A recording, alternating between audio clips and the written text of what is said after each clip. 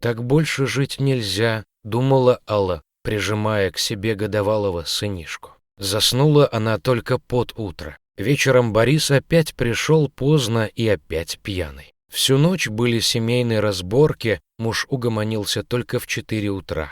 Засыпая с первыми лучами солнца, вся в слезах и с разбитой губой, Алла приняла важное решение: надо уходить из дома, бежать подальше от этого человека и от этого места. Как ее вообще угораздило выйти замуж за него, она помнит плохо. Вышла из детского дома, как из тюрьмы, идти некуда, родных нет, дома нет, она в полном неведении. В тот самый момент на ее пути и попался Борис. Его перед самой свадьбой бросила невеста. Видимо, уже что-то поняла про своего будущего мужа и вовремя успела сделать шаг назад. Борис поклялся себе, что назло бывшей женится на первой встречной. Вот Алла ему и подвернулась в самый неподходящий для нее момент. Они стали жить гражданским браком. У Бориса была своя однокомнатная квартира, и он проживал в ней один. Он вообще был один, у него не было никого, как и у Аллы, и она подумала, что они родственные души. Наивная и доверчивая, она потянулась к взрослому мужчине. Ей казалось, что именно здесь она найдет защиту и покой. Алла еще не знала, в какую ловушку она угодила. Сначала все было неплохо. Девушка нашла работу, зарплата была небольшая, но она была рада и такой. Борис вполне неплохо зарабатывал, и вдвоем всего хватало. Девушка решила, что ей повезло, и она вытащила счастливый билет. Первое время Борис был заботливым и внимательным, видимо, держался из последних сил, но он превращался в монстра, когда в его организм попадала хоть капля алкоголя. А алкоголь в его жизни стал появляться все чаще. Потом к этому бедствию добавились еще и карты. Оказалось, что ее сожитель-игрок, причем игрок со стажем. Сперва он это все тщательно скрывал, потом почти все, что Алла зарабатывала,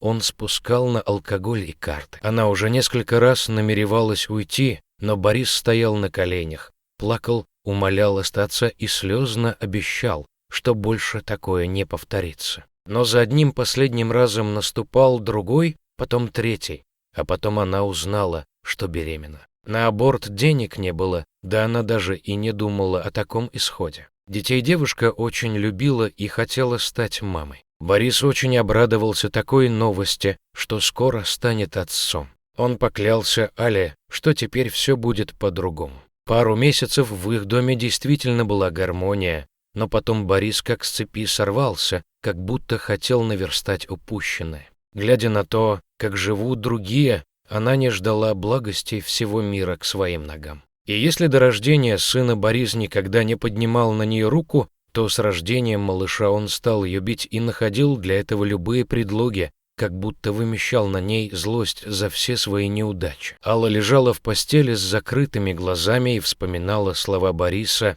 которые он сказал ей накануне вечером, что сегодня он проиграл ее в карты какому-то мужику, которого видел в первый раз. Так что собирай вещи, из завтрашнего дня ты чужая жена, вечером за тобой придут. Она не могла поверить в такое. Уточнять, что будет с их сыном, она даже не попыталась, потому что для нее уже было все ясно. Завтра их с Мишуткой здесь не будет. Утром ее разбудил грохот бутылок и крик мужа. «Ты плохая хозяйка, ты плохая мать». Правда, найдя остатки алкоголя, он немного подлечился и снова завалился спать. Малыш начал капризничать, и Алла, взяв ребенка на руки, вышла из квартиры и захлопнула за собой дверь. Что же делать теперь? Возвращаться нельзя. Купив пирожок и молоко, они позавтракали в парке. Мысли уехать за город не покидали ее, и она решилась. Сев в электричку,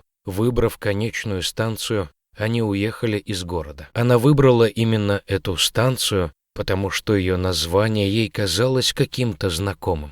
Где-то она уже слышала это необычное слово «особь». Ей вдруг показалось, что она знает его очень давно, еще с детства. А может, это как-то связано с ее семьей? Ведь она ничего не знает о себе. Кто она, откуда, почему оказалась в детском доме? Она не знает никого из родных и даже близких. В ее деле написано «сирота-подкидыш». Приехав на станцию уже после обеда, девушка не знала, что делать дальше. Пройдя по перрону между торгующими овощами и фруктами женщин, она уже думала возвращаться обратно в город. «Ты расскажи, девонька, что ты ищешь на станции. Может, жилье снять хочешь?» — спросила одна из женщин. «Хочу», — уверенно ответила Алла, хотя денег у нее было очень мало. «Так живет у нас Матрена на хуторе, недорого берет с постояльцев. Здесь недалеко, 3 километра, и женщина махнула рукой в сторону леса. «Иди, не бойся,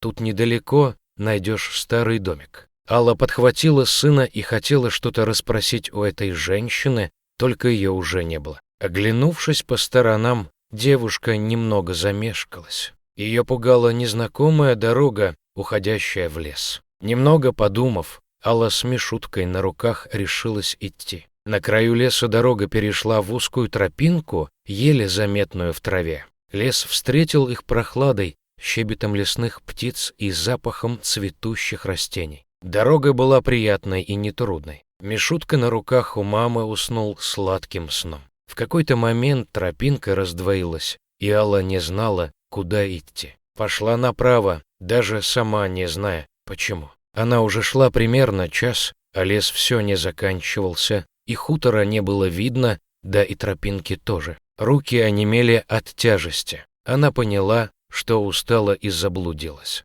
Девушка решила отдохнуть и присела на пенек. Слезы потекли у нее из глаз. Да почему же она такая несчастливая? Из дома ушла, так еще и в лесу заблудилась. И как теперь выбираться? Как искать этот хутор? Вдруг она услышала за спиной тихие шаги и хруст веток. Она повернулась. Волк стоял совсем рядом и внимательно смотрел на нее. Ужас застыл в глазах девушки. В этот момент она не думала о себе. Все ее мысли были о маленьком сыне. Но волк не собирался на нее нападать, скорее наоборот, он звал ее куда-то за собой. Это она поняла по его странному поведению.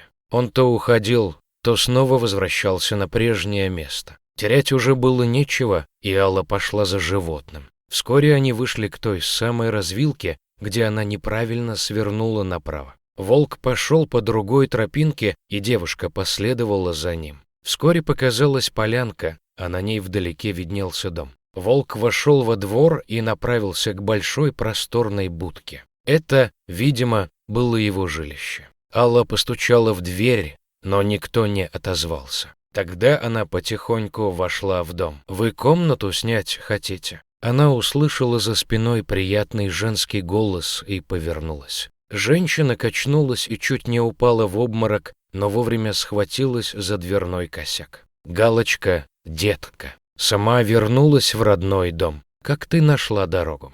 «Вы меня знаете», — удивилась Алла. «Меня волк сюда привел, а я в лесу заблудилась. А это кто?» И она показала на фотографию на стене. Через час она уже знала о себе все. В 90-е ее отец встал на пути какого-то очень влиятельного человека, и тот пообещал жестоко отомстить его семье. Девочку выкрали, а отца убили. Мама ее не вынесла такого горя и наложила на себя руки. Это ее фото висит на стене, вы похожи друг на друга, как 2 капли воды. Я пыталась тебя отыскать, но все безуспешно. Видимо, тебя гораздо позже подкинули в детский дом, потому что я у них была несколько раз. А может, было все проплачено. Времена тогда были очень подлые. Так что это твой дом, девочка. Он принадлежит вам по праву. Дорогие зрители, если вам понравилось это видео, то ставьте лайк и подписывайтесь на наш канал.